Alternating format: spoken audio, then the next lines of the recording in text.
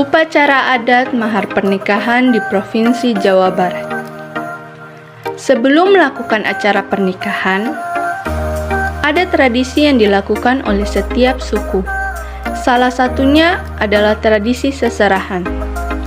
Seserahan biasanya dilakukan sebelum melakukan acara pernikahan. Contoh salah satu suku yang menggunakan seserahan adalah suku Sunda. Dalam proses seserahan, calon pengantin pria akan membawa berbagai macam seserahan yang akan diberikan kepada calon pengantin wanita.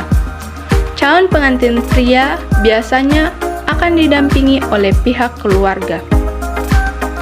Contoh barang-barang yang biasanya dibawa saat proses seserahan dengan adat Sunda adalah: yang pertama, perlengkapan ibadah seperti sajadah, mukena, dan Al-Quran. Yang kedua, kain batik. Yang ketiga, pakaian dan alas kaki. Yang keempat, perlengkapan mandi. Yang kelima, perlengkapan rias. Yang keenam, pakaian dalam dan baju tidur.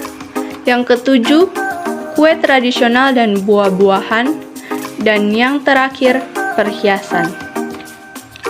Dalam adat Sunda, calon pengantin wanita turut memberikan seserahan kepada calon pengantin pria. Isi seserahan ini dapat berupa pakaian dan perlengkapan pernikahan serta keperluan sehari-hari.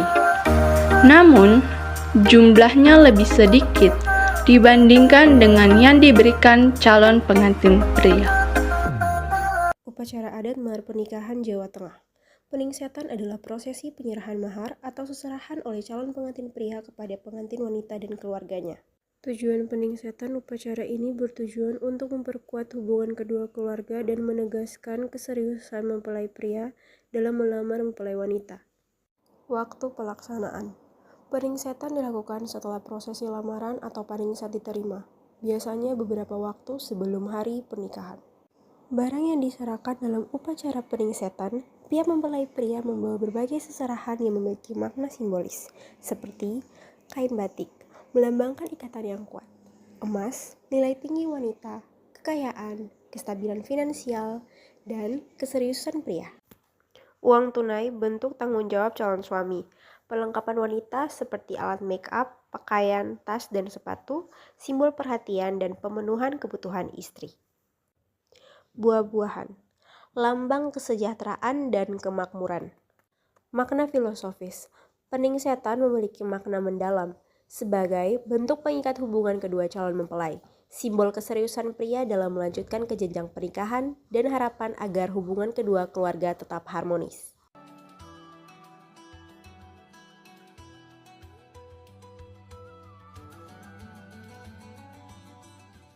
Selamat siang Ibu Guru dan teman-teman. Di sini saya akan menjelaskan sedikit tentang upacara adat mahar pernikahan dari Provinsi DKI Yogyakarta yang khususnya suku Kerep.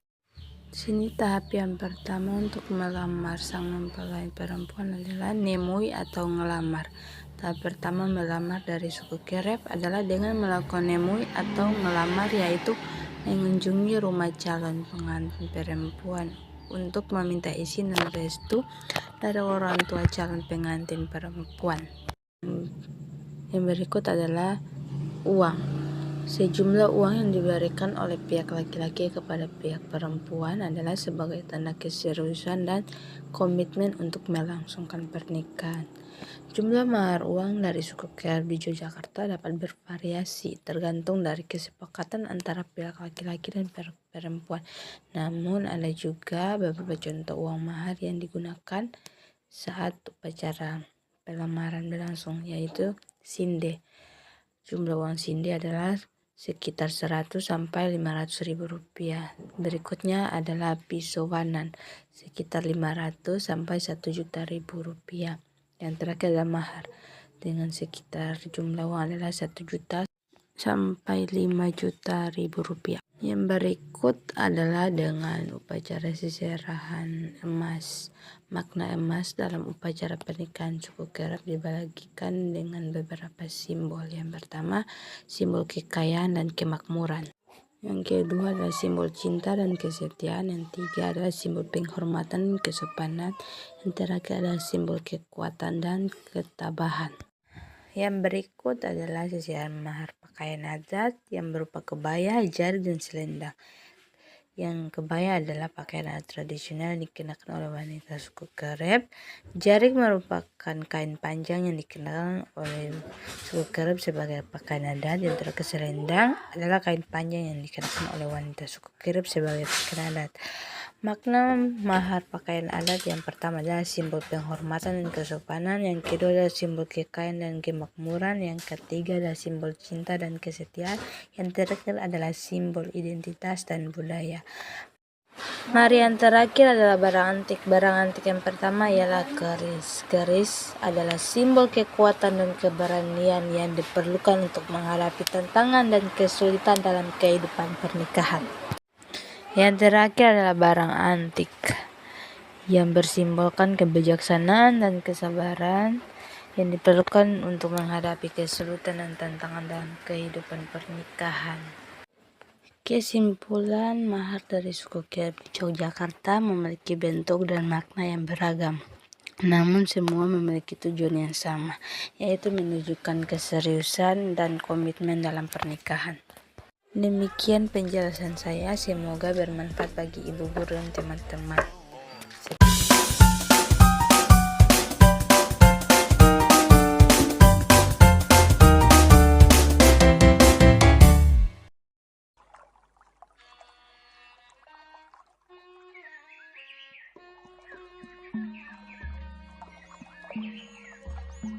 Pemberian seserahan bagian penting dalam prosesi pernikahan dan penuh dengan makna. Dengan rombongan keluarga pria membawa seserahan ke rumah mempelai wanita, seringkali diiringi doa dan diakhiri dengan penyerahan simbolis. Ada dua hal penting dalam pemberian seserahan, yaitu pertama persiapan dan juga kedua prosesi. Mempelai pria menyiapkan seserahan yang telah disepakati dengan pihak keluarga mempelai wanita. Kemudian seserahan dihias semenarik mungkin dan disesuaikan dengan tradisi daerah.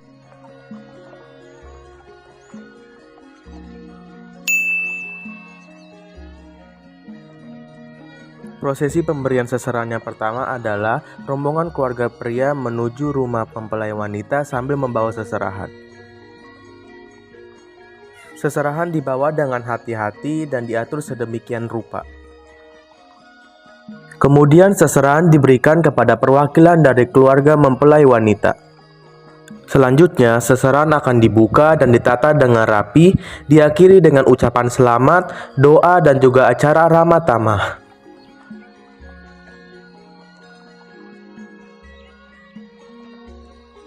Ada beberapa makna pemberian seserahan. Yang pertama, simbol dari tanggung jawab mempelai pria untuk memenuhi kebutuhan mempelai wanita. Yang kedua, melambangkan harapan untuk kebahagiaan dan keharmonisan rumah tangga di masa depan. Dan yang terakhir, bentuk rasa cinta dan kasih sayang mempelai pria kepada mempelai wanita. Isi dari seserahan biasanya sirih ayu, peralatan ibadah, perhiasan, kosmetik, sepatu dan tas, peralatan rumah tangga, sejumlah uang, barang-barang antik, pakaian, dan juga kue tradisional. Cukup sekian wae ya rek video kali ini. Nyun bangun punten sin anak kaluputan. Matur nuwun dan sampai jumpa. Halo semuanya, perkenalkan nama saya Indri Sapuliati akan menjelaskan tentang upacara adat mahar di Provinsi Banten, suku Sunda. Prosesi pernikahan adat Sunda sudah dimulai sejak saat pertemuan keluarga dari calon pengantin laki-laki dengan keluarga dari calon mempelai perempuan. Lalu prosesi berlanjut ke lamaran hingga resepsi. Ada juga beberapa prosesi pernikahan adat Sunda yang mempunyai makna atau arti khusus seperti ngaliu paskeun japati atau melepas merpati saat hari H pernikahan. Prosesi pernikahan adat Sunda tersebut menjadi lambang atas peran orang tua yang sudah berakhir saat anaknya resmi menjadi suami istri. Untuk mengetahui lebih lanjut, berikut urutan prosesi pernikahan adat Sunda mulai dari sebelum menikah hingga resepsi. Yang pertama, Neun Deon Omong. Langkah awal dalam prosesi pernikahan adat Sunda adalah Neun Deon Omong. Dalam prosesi ini dipertemukan dua keluarga calon mempelai laki-laki dan perempuan sebelum lamaran. Yang kedua, narosan. Prosesi pernikahan adat Sunda yang selanjutnya disebut narosan, yang berarti lamaran yang sesungguhnya. Pada tahap narosan ini, pihak laki-laki perlu untuk mempersiapkan berbagai hal untuk acara lamaran resmi. Yang ketiga, tunangan. Tidak seperti proses tunangan pada umumnya, tunangan di dalam adat Sunda biasanya dilakukan dengan cara menukar kain yang dipakai untuk dililitkan di perut. Hal tersebut menggambarkan adanya ikatan secara lahir dan batin dari kedua belah pihak. Nah, yang keempat ini yang bakal kita bahas, yaitu seserahan. Dalam adat Sunda, salah satu tahap melakukan pernikahan yang kerap dilakukan adalah memberikan seserahan. Meskipun seserahan pernikahan dalam Islam tidak wajib, seserahan sudah menjadi tradisi tersendiri untuk mempererat silaturahmi kedua keluarga, termasuk dalam budaya Sunda. Orang Sunda menyebut prosesi seserahan ini dengan istilah Niun Diunomong. Ini adalah budaya yang sudah dilakukan turun-temurun. Biasanya prosesi ini dilakukan beberapa waktu, 3 hari atau seminggu sebelum melaksanakan pernikahan. Untuk pelaksanaannya, calon pengantin laki-laki didampingi pihak keluarga beserta sanak saudara menyambangi pihak perempuan sambil membawa barang-barang untuk diseserakan. Dalam pertemuan tersebut, pihak laki-laki menyampaikan kepada pihak perempuan mengenai keinginan untuk menggelar pernikahan. Yang berikut macam-macam seserahan adat Sunda. Yang pertama, perlengkapan ibadah. Hal pertama yang disiapkan saat proses seserahan adalah perlengkapan ibadah. Barang-barang yang biasanya diseserakan berupa mukena, sajadah, Al-Quran, tasbih. Ini juga menyimbolkan bahwa pernikahan adalah bentuk ibadah manusia pada Sang Pencipta. Yang kedua, kain batik dan kebaya. Sama seperti halnya seserahan pada adat Jawa, kain batik dan kain kebaya juga sering dijadikan sebagai seserahan pernikahan dalam adat Sunda. Boleh berupa bahan kebaya seperti brokat atau kebaya yang sudah jadi. Kain batiknya boleh model rok atau kain lilit, tapi umumnya berupa kain lilit. Dalam budaya Sunda, kain lilit biasanya disebut sebagai sinjang. Sinjang berbentuk panjang dan bercorak batik yang indah. Yang ketiga, pakaian dan alas kaki. Barang seserahan selanjutnya adalah pakaian lengkap beserta alas kakinya seperti sandal dan sepatu. Pada bagian ini biasanya kedua belah pihak harus berunding agar ukuran serta pakaiannya sesuai dengan calon perempuan. Seserahan ini memiliki makna supaya pasangan dapat melangkah menjalani kehidupan berumah tangga sampai tanpa ragu-ragu. Yang keempat, perlengkapan mandi. Kotak seserahan berikutnya berisikan alat dan perlengkapan mandi seperti sabun mandi, sampo, lulur pembersih wajah, handuk, dan jas mandi. Makna dari pemberian seserahan ini adalah supaya sang istri bisa selalu menjaga kebersihan diri dan keluarganya kelak setelah menikah. Yang kelima, aneka kue dan buah. Bukan hanya benda dan peralatan lainnya, dalam satu kotak seserahan lainnya umumnya juga berisikan kue dan buah, biasanya kue basah, kue kering, dan camilan khas Sunda yang merupakan jenis yang paling sering dijadikan sebagai seserahan. Yang terakhir, perhiasan. Tak ketinggalan perhiasan seperti kalung, gelang, anting-anting, dan cincin juga ikut turut disertakan ke dalam seserahan. Tidak ada patokan seperti mengenai berapa gram atau berapa macam perhiasan ini sebagai simbol bahwa harapannya sebuah pernikahan akan bersinar dan berkilau. Oke, sekian pembahasan dari saya. Terima kasih. Hai Bu Guru dan teman-teman, sekarang saya di sini Jennifer Alcitrumahua akan menjelaskan proses lamaran dan penyerahan mahar di Provinsi Bali. Jadi proses pertama itu Mepan Garu, keluarga mempelai laki-laki mengirim utusan untuk meminta restu dari keluarga mempelai perempuan. Proses yang kedua, utusan membawa barang-barang seperti sirih, pinang, dan bunga. Yang ketiga, ngendikin, keluarga mempelai perempuan menerima utusan dan memberikan jawaban tentang kesediaan mereka. Selanjutnya, proses penyerahan mahar. Yang pertama, mempamit. Keluarga mempelai laki-laki mempersiapkan mahar yang akan diserahkan kepada keluarga mempelai perempuan. Yang kedua, rompihan. Keluarga mempelai laki-laki berangkat ke rumah mempelai perempuan dengan membawa mahar. Ya, yang ketiga, penyerahan mahar kepada keluarga mempelai perempuan sebagai tanda penghormatan dan permohonan restu. Yang keempat, penerimaan mahar. Keluarga mempelai perempuan menerima mahar dan mengucapkan terima kasih. Dan yang terakhir, doa restu. Kedua belah pihak melakukan doa restu untuk memohon kebahagiaan dan keselamatan. Perkenalkan, nama saya Karen Hapuk Londong dengan nomor absen 19. Jadi di sini saya akan membahas mengenai upacara adat mahar pra pernikahan di Provinsi Nusa Tenggara Barat. Karena terdapat banyak suku di Nusa Tenggara Barat, di sini saya mengambil suku Sasak. Di suku Sasak, ada beberapa tahapan upacara terkait mahar sebelum pernikahan dalam adat Sasak. Tahapan pertama disebut dengan selabar atau lamaran resmi, yaitu keluarga pria datang ke rumah keluarga wanita untuk melamar secara resmi, membawa tanda keseriusan seperti sirip pinang, kain adat, dan uang pelicin. Tahap kedua disebut dengan pemarapan atau penentuan mahar dan kesepakatan. Kedua keluarga berunding tentang mahar atau belis yang harus dibayarkan pihak pria. Tahapan ketiga disebut nyongkolan atau arak-arakan pengantin. Pengantin pria diarak ke rumah pengantin wanita dengan diiringi musik tradisional seperti gendang belek. Tahapan keempat disebut dengan sorong sera aji krama atau penyerahan mahar dan nasihat adat. Di suku Sasak, biasanya pihak mempelai pria yang memberikan mahar terlebih dahulu, dan dalam mahar adat suku Sasak yaitu uang atau emas, tanah atau properti, kerbau atau sapi, dan perhiasan atau barang berharga lainnya. Sebaliknya, pihak mempelai wanita membalas mahar dengan yang pertama, kain tenun khas Sasak seperti songket atau ikat Sasak yang menjadi balasan mahar yang utama. Yang kedua, pakaian adat untuk mempelai pria berupa sapuk, ikat kepala, baju adat, dan kain khas Sasak. Yang ketiga, perlengkapan rumah tangga seperti tikar anyaman atau benda lain yang mendukung kehidupan baru pasangan. Yang keempat, hasil pertanian atau makanan tradisional seperti beras, kelapa, atau makanan khas Sasak sebagai simbol keberkahan dalam rumah tangga. Dan upacara yang terakhir disebut dengan upacara pernikahan atau akad nikah. Sekian dari saya, terima kasih. Upacara adat mahar pernikahan di Nusa Tenggara Timur atau NTT merupakan bagian penting dalam pernikahan adat setempat. Masing-masing suku di NTT seperti suku Timor, Sumba, Rote, dan Flores memiliki variasi tersendiri dalam proses ini. Tetapi secara umum ada beberapa tahapan utama dalam upacara adat mahar pernikahan di Nusa Tenggara Timur. Tahap pertama yaitu perbincangan awal atau peminangan. Pada tahap ini, keluarga calon pengantin pria akan datang ke keluarga calon pengantin wanita untuk menyampaikan niat melamar. Biasanya, utusan atau perwakilan dari keluarga laki-laki yang berpengalaman akan berbicara dengan tetua adat dari keluarga perempuan. Pada pertemuan ini, keluarga perempuan bisa menerima atau menolak lamaran berdasarkan berbagai pertimbangan, termasuk status sosial dan kesiapan keluarga laki-laki. Tahap yang kedua yaitu penentuan mahar atau belis. Mahar atau belis adalah simbol penghormatan kepada keluarga perempuan dan sebagai tanda bahwa laki-laki siap bertanggung jawab atas pernikahan. Bentuk belis berbeda-beda tergantung suku dan adat yang berlaku.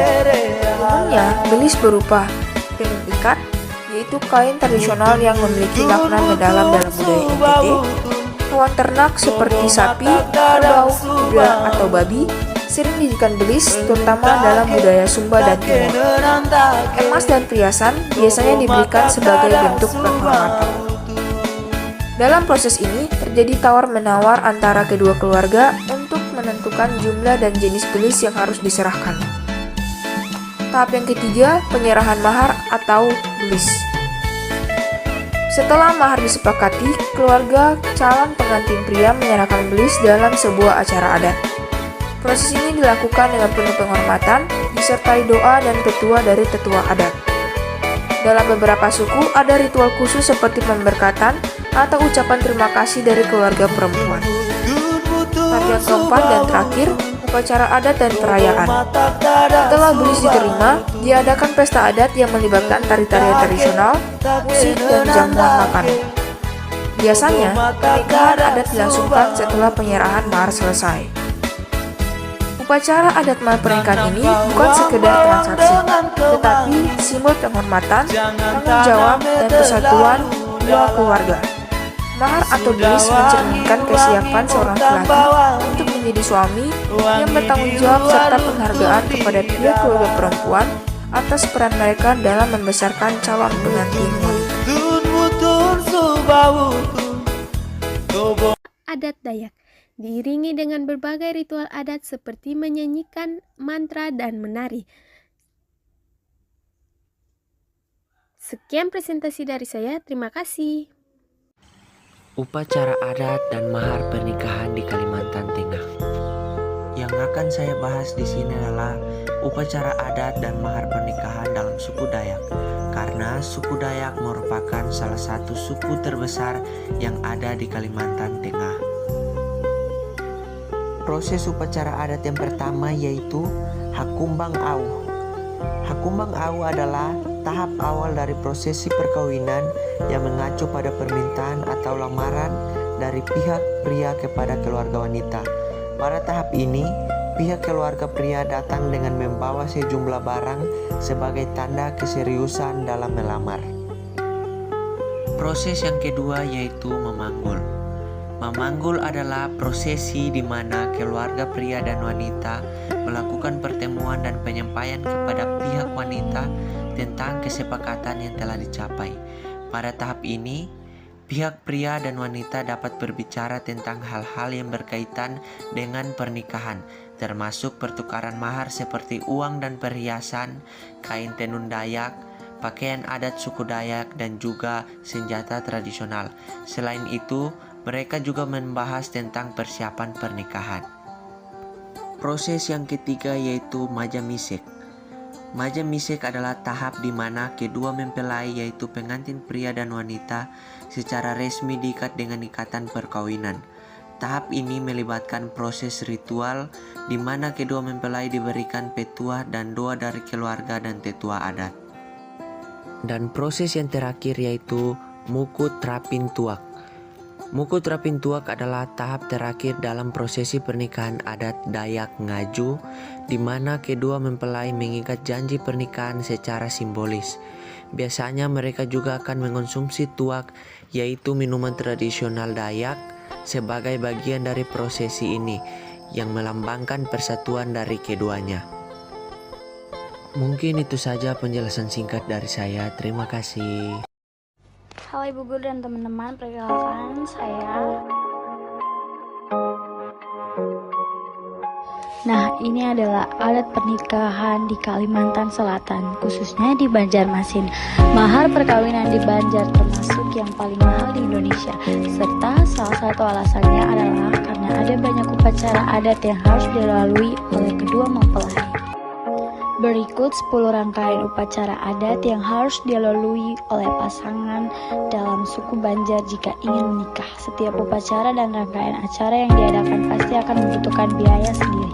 Yang pertama adalah upacara adat Basa Sulu. Tahapan pertama seseorang yang akan menikah dalam adat Banjar adalah Basa Sulu. Basa Sulu merupakan kegiatan pengenalan dan pertukaran informasi antara kedua keluarga, terutama mengenai calon pengantin wanita yang akan dilamar oleh pihak laki-laki. Hal-hal yang dibahas pada tahap ini biasanya mulai tingkat kecocokan dengan hitung menggunakan huruf Arab, kemudian membicarakan mengenai pendidikan calon pengantin sampai dengan latar belakang. Secara tradisional, Basa Sulu dilakukan diam-diam oleh pihak keluarga laki-laki, namun pada masa modern banyak yang menggunakan pendekatan lebih terbuka, bahkan tidak melakukan tradisi ini dan langsung memilih pasangan. Dalam tahap ini belum ada biaya yang dikeluarkan. Yang kedua, upacara adat Badatang. Tahap kedua dari rangkaian pernikahan adat Banjar adalah Badatang. Sesuai dengan namanya, keluarga pihak laki-laki akan datang ke rumah pengantin perempuan. Perwakilan keluarga pihak laki-laki dan perempuan akan melakukan perundingan, terutama mengenai biaya pernikahan adat Banjar yang dikehendaki oleh pihak perempuan dan bisa disanggupi oleh pihak laki-laki. Bisa dibilang tahapan ini adalah tahapan yang krusial untuk mengetahui besaran biaya pernikahan yang perlu dikeluarkan. Yang ketiga, upacara adat mantan patalian. Tradisi selanjutnya adalah mantan patalian yang perlu dilakukan setelah masa lamaran sudah selesai. Ritual ini merupakan pertanda bahwa kedua mempelai memiliki ikatan resmi dan sudah mendapatkan restu untuk menuju pelaminan.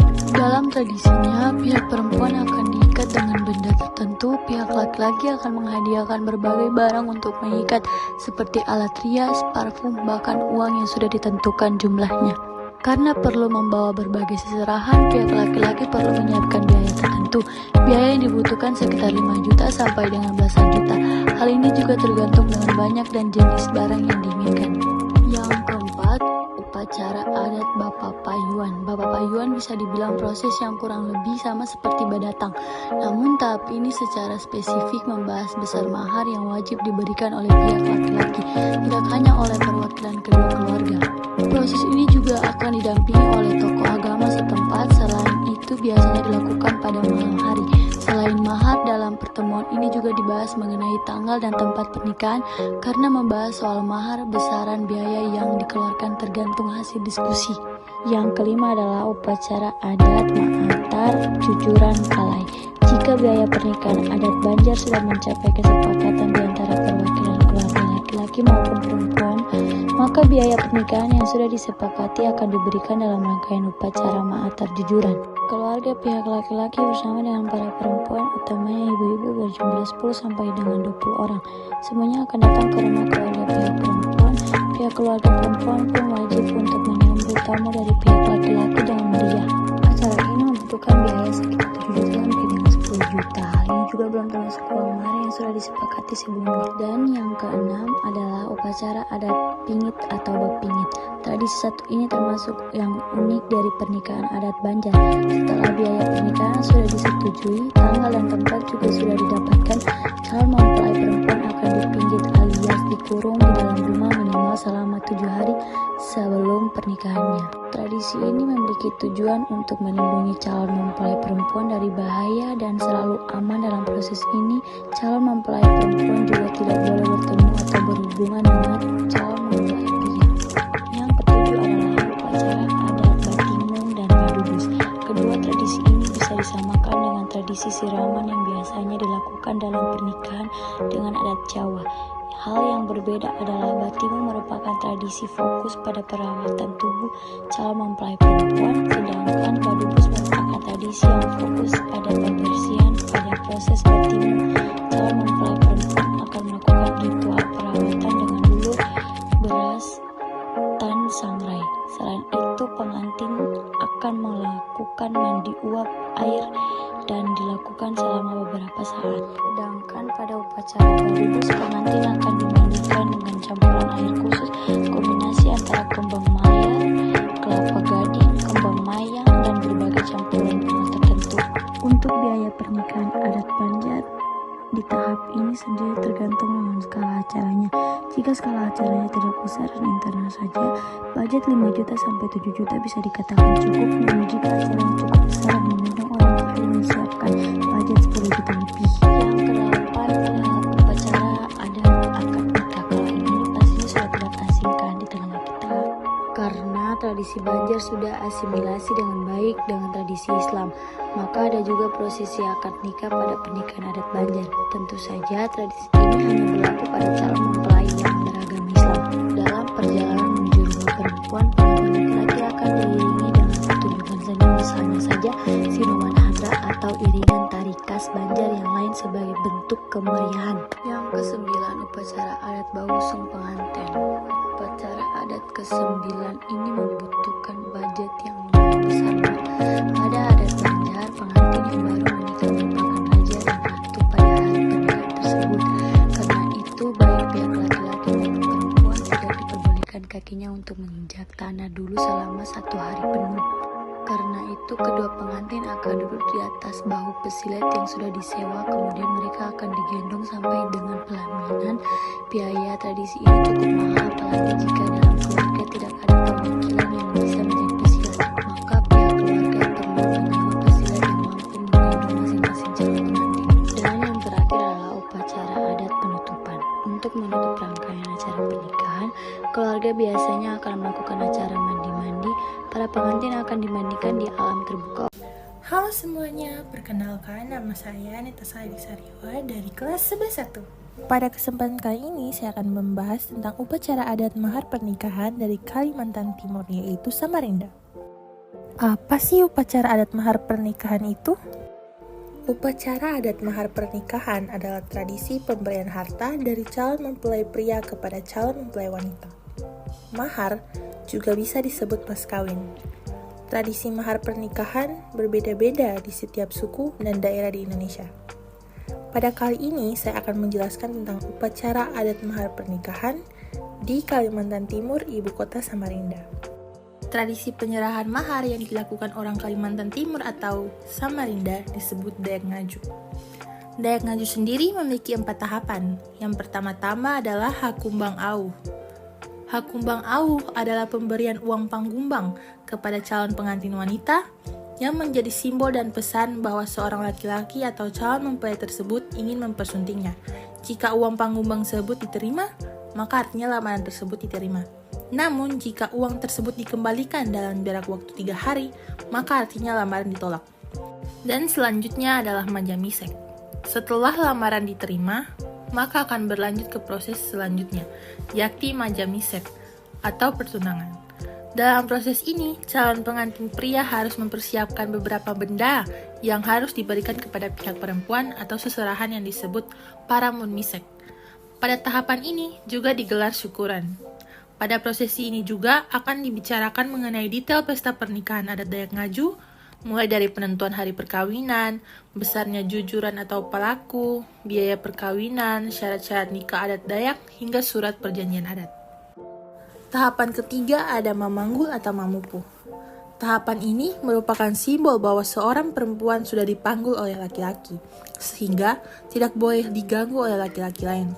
Singkatnya, perempuan tersebut telah terikat dan tidak bisa menjalin hubungan dengan pria lain. Tahapan yang terakhir adalah kunjungan dari pihak keluarga laki-laki ke rumah calon pengantin perempuan. Pada prosesi ini, mereka saling mengkomunikasikan tentang sejauh mana persiapan pernikahan, termasuk pembicaraan lebih rinci tentang biaya pernikahan adat Dayak Ngaju, pakaian pengantin, dan lain sebagainya. Prosesi ini dilakukan karena pada zaman dulu belum ada komunikasi yang canggih seperti sekarang.